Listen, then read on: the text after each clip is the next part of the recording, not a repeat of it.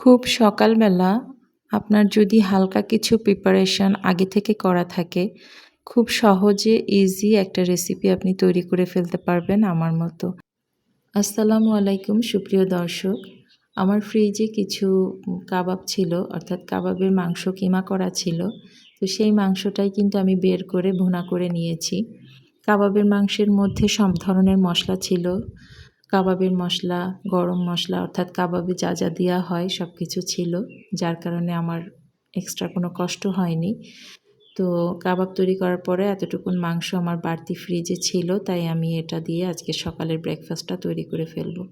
মাংসটা খুব ভালোভাবে ভেজে আমি একটু পেঁয়াজ, কাঁচামরিচ আর লেবুর রস দিয়ে আমি ভালোভাবে মাংসটা আবার মাখিয়ে নিয়েছি। নিয়েছি পাউরুটি। পাউরুটিটা আমি চারপাশ কেটে বেলুনি দিয়ে একটু বেলে নিয়েছি। পাউরুটিটা একটু চ্যাপ্টা করে ফেলেছি। এরপর আমি এর ভেতরে মাংসের কিমাটা দিয়ে দিচ্ছি। আপনারা চাইলে এখানে এক্সট্রা চিজ, মজরেলা চিজ বা স্লাইস চিজ এই টাইপের জিনিসও দিতে পারেন যদি আপনাদের পছন্দ হয়।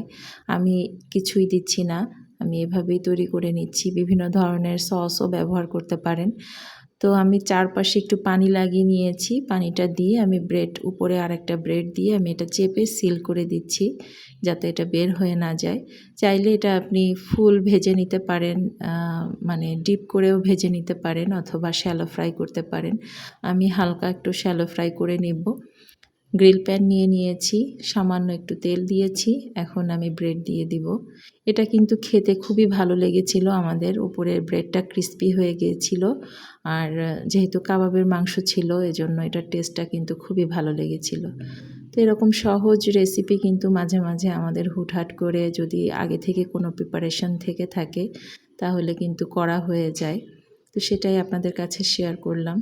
আর এটা দেখতে বেশ ভালো লাগছিল আমার কাছে, কারণ গ্রিল প্যানের প্রতিটা দাগগুলো পাউরুটির ভেতরে সেট হয়ে গেছে। খুব চমৎকার লাগছিল দেখতে।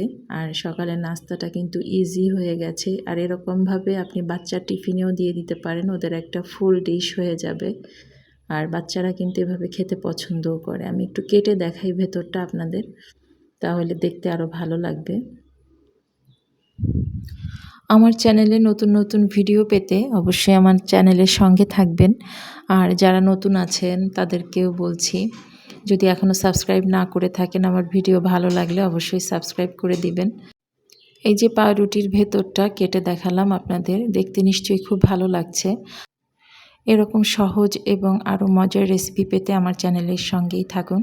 সবাই সুস্থ থাকবেন, ভালো থাকবেন। আজ এ পর্যন্তই। আল্লাহ হাফেজ।